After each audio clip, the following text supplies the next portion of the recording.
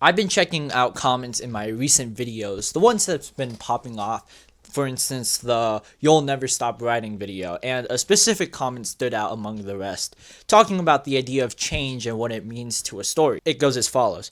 Change is often what a story is about, wanting something, needing something, but it requires sacrifice in order for the story to move forward. There's a lot of ideas in writing that could be applied to real life. That's what I think.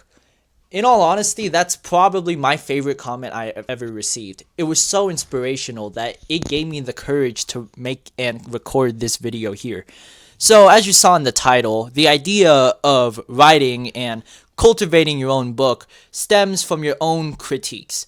As the statement goes, you are your biggest critic, whether you like it or not. In the case of a book, whether that be a fantasy novel or a nonfiction book, the way you write is always judged by how you make of it.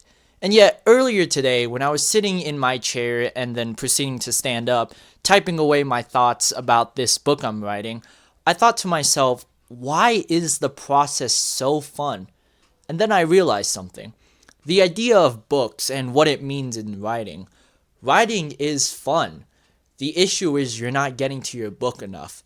And that's the problem I want to cover with today's video. I've been going back to my book consistently for these past several days. At least an hour a day, recording at least 3,000 words on average from that hour.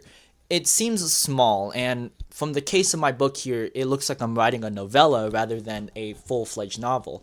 But in that case, I've been using this time effectively, timing all the pieces out to schedule my writing blocks, and to then write it in a way that can be compelling to an audience despite the time difference I'm putting into it. It's a great feeling that I make with this video, and knowing why I keep on returning to that video all involves discipline. The book I'm writing about takes courage to continue and going back to. But I don't want to shout and spout ideas I've been saying in these past several videos. Nothing is original, but it's good to splice things up and to share my own thoughts and opinions about the way I view writing and what it means in books. Books have this creative venture that have long-lasting abilities. It will continue to make us better the more we focus on it. And it all starts with the power of quantity. Quality over quantity is the big key that everyone knows. It's why we do the work we do. The more quality we have, the better the work will inevitably be. The issue with that situation is that we focus so much on one body of work that spending so much time on that field becomes redundant. It's good to finish your products. I'm not saying to take breaks and to go about it. My own belief is that breaks are unnecessary. Overly long breaks are unnecessary in what you're trying to go for. But in the case of writing, specifically a book, what I've learned is to simply write with the knowledge that things will get better, and to write with the idea you'll make more and more. You should focus on that one big project. In my previous video, I mentioned that it's good to break it apart and to separate whatever work is. But coming to this here, you know what you want to make with your book. It's fiction or nonfiction. That's as simple as it gets. And depending on how you planned it, that's where you'll stand in wherever your book is trying to lead. So understanding why you're making it helps the idea of quality versus quantity. Quality is the important factor, but the more you add to your work, the better it gets. Certain cases like musicians got to that point not by having the best songs right off the bat.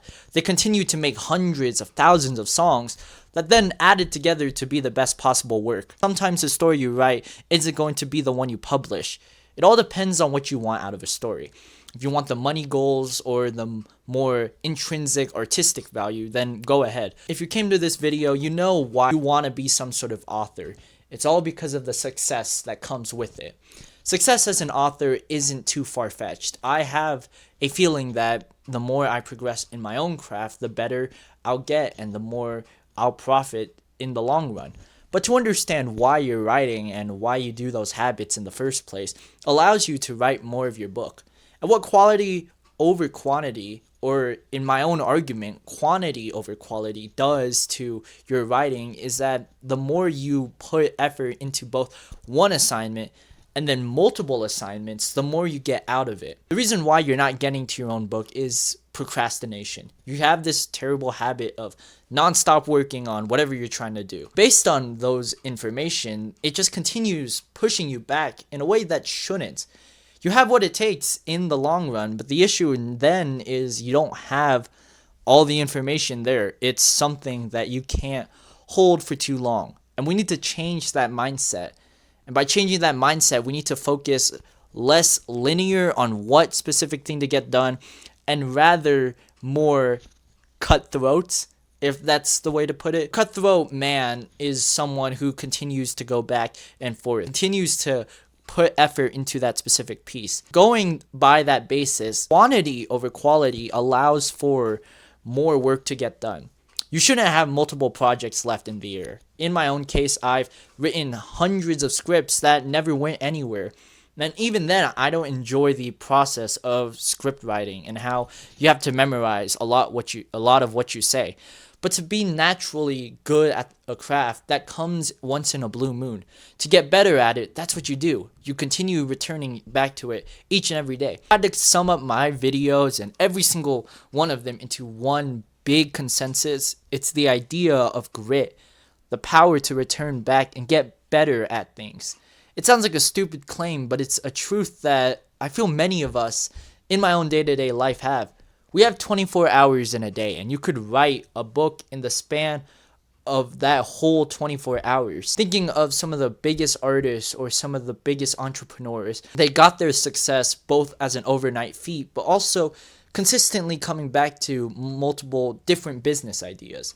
And it's good to juggle with those different businesses. If book writing isn't something for you, then you know that you could do something better in a different field.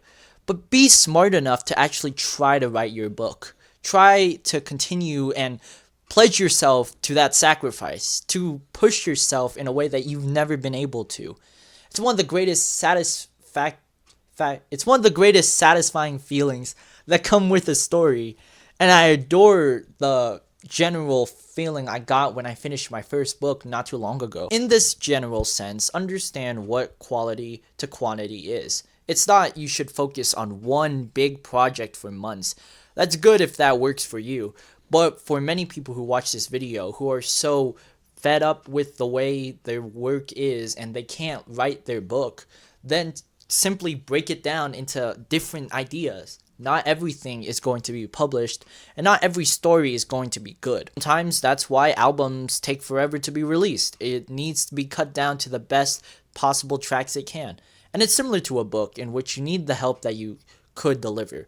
Which brings me to my next point, in that you really need help to whatever book you're reading. As I said at the start, you are your biggest critic, and in your own case, you need the people around you to help communicate what you possibly could do better at. I know that it's a struggle I've been facing, as I don't talk about my book too much, with the exception of these videos.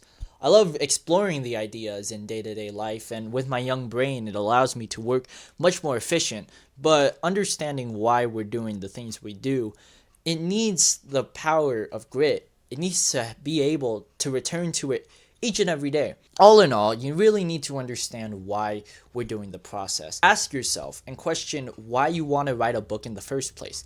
The motivation is important. The discipline after is the great part of coming back to a book. It's an easy, long-term project that you could then build a business on, similar to YouTube. From there, you could add on top of the ideas by sharing your book out to the world and communicate it with it. Focus on one specific agenda. If you want to focus on this one big book, then go ahead.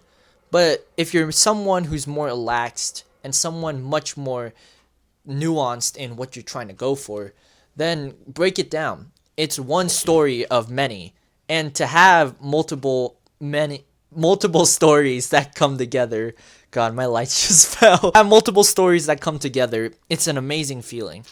And with this message, I know that you can do better. Continue working. Check out my other videos in the playlist you'll see soon. Check out my books in the link of the description if you want to have an idea of what I mean of writing much more to then write a book. Other socials are down there too. And until next time, take care.